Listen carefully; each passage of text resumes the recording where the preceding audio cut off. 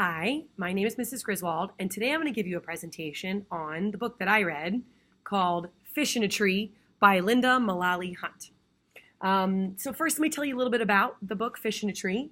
It's about Allie Nickerson. Allie has always struggled in school, but a new teacher and new friends help her realize that despite her dyslexia, she is smart, creative, and deserving of love. Okay? So I'm going to start with the conflict in my book. The conflict in my book is person versus self, and I described it as Allie is afraid to admit she can't read and accept Mr. Daniels' help. The setting that influences this conflict is here. That's her new school.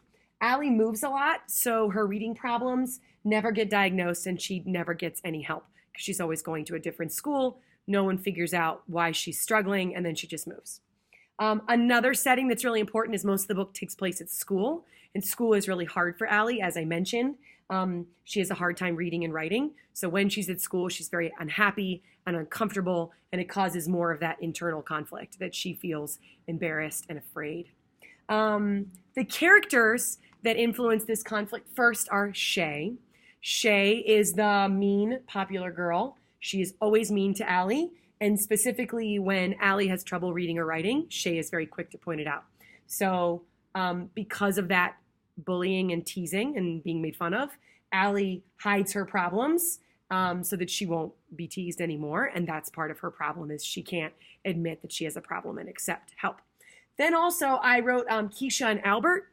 Keisha and Albert are the good friends that Allie makes at school. And for the first time, they start to show her that she is a good person and she's smart and that there's nothing wrong with her, that maybe she has some learning differences, but she's cool. And so I think that's a big part of her realizing that maybe she should accept help and love from other people. It's still hard for her at first. She's not even sure she can be friends with them, but she finds a way. And then finally, Mr. Daniels.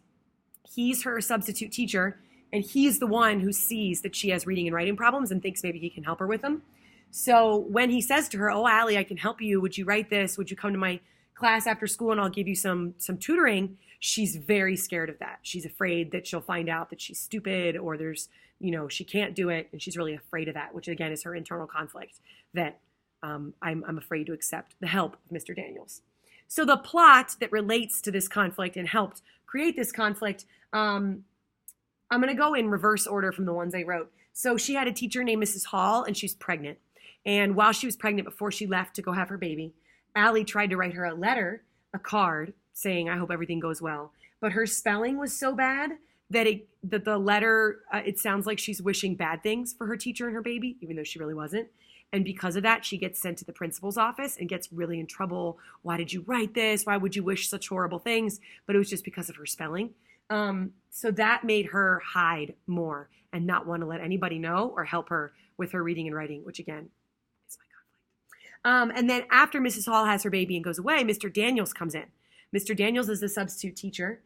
He's really important because he is the one who not only notices Allie's dyslexia, but notices that she's really smart as well and is a really good person and could be a leader in their classroom. So he both encourages her to participate more and to do more work and to run for class president. But he also says to her, "Hey, I think you have trouble with reading and I think I can help you." Both things that really scare Allie. She's afraid to put herself out there. She's afraid of what people might say, and she's also afraid to accept anybody's help.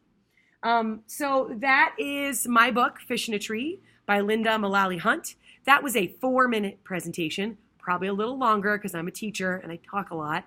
But this is the kind of presentation you will give about your independent reading book, holding your poster, standing up in front of the class.